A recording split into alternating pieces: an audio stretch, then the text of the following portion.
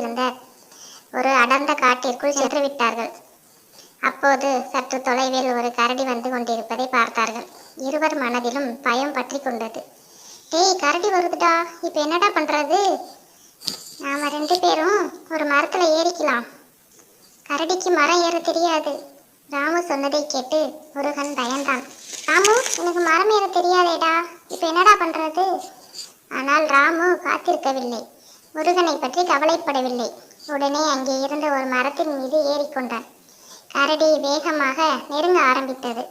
அப்போது முருகனுக்கு இப்போதோ படித்த ஒரு விஷயம் நினைவிற்கு வந்தது. இறந்து போனவர்களை கரடி சாப்பிடாது என்பதே அந்த விஷயம்.